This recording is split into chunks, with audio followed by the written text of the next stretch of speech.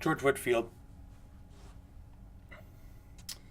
he does a evangelistic campaign during the 1700s to America, and he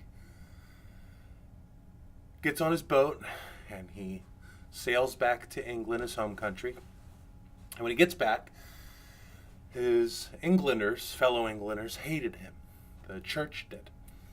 And so the church wouldn't let George Whitefield actually preach in the church, even though he was maybe the greatest evangelist since the Apostle Paul. So he's frustrated.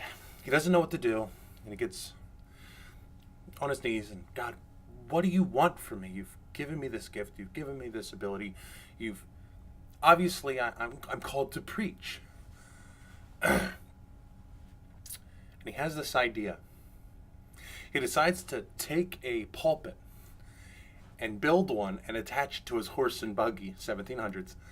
And he insisted that if the church will not let me preach, to let people come to the church, I will take the church, the word of God, to the people.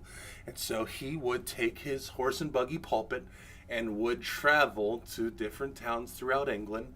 And he eventually took that over to America and kind of started the Great Awakening. Obviously God started it, but with the Wesley brothers. So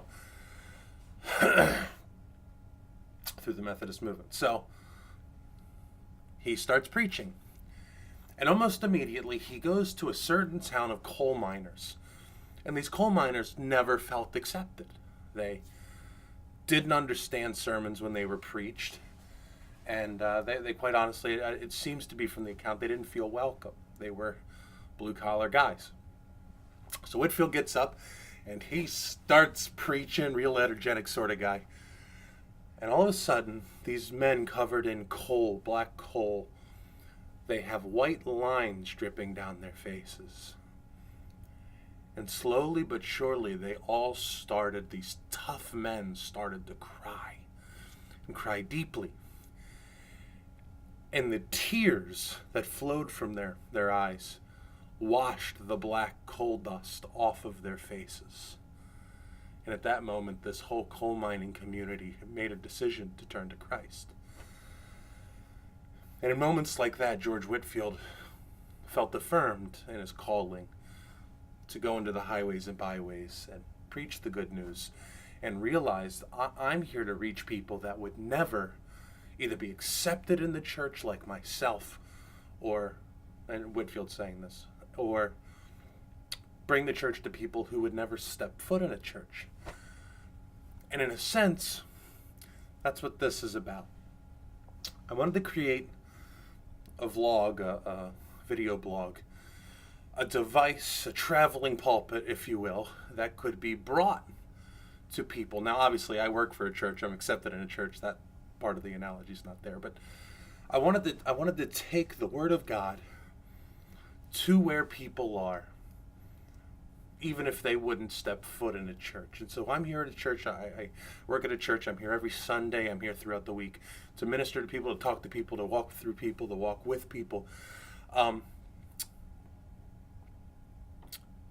But some people won't grace in the door of a church. And so I wanted to come to them. And so I'm starting a vlog, and the idea is, and the hope is I'm going to put 1 to 2 different videos or teachings on this platform.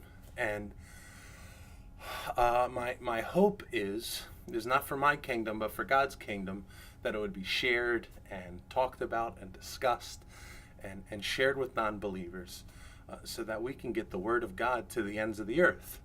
And so I'm going to be, I'm teaching through Luke for my under 40s group in my home fellowship in Harford County. I'm going to record those and put them on the vlog so you guys can take part in that. I'm also doing, for our prayer services here on Tuesdays, I'm going through the book of Psalms. So maybe I'll do once a week like a little devotional through the Psalms. Also, I might put my Live from Pastor Rick's house on here, just to reach a wider audience. I also want to do thoughts and questions, and I love prophecy. I love the book of Revelation. However, it's super speculative, and it's kind of not a good place to get into. at the pulpit when you have new believers to get into questionable things. So this might be a great avenue for that. So if that's something you'd like to see, please, I'd love a place to nerd out. So my hope and my prayer is that God uses this to bless you, and that you use this to bless other people. And it's, once again, it's not about me. It's not about my kingdom. In fact, I was very reluctant to even do this because I hate self-promotion. But at the same time, the word of the Lord has to be given, and someone has to give it. And so I'm going to try to be as transparent and as out of the way as possible for the glory of God. So I hope this is a blessing to you, and please give me feedback. Let me know, and we can kind of create something cool here. So I love you guys. So let's start a vlog to the glory of God.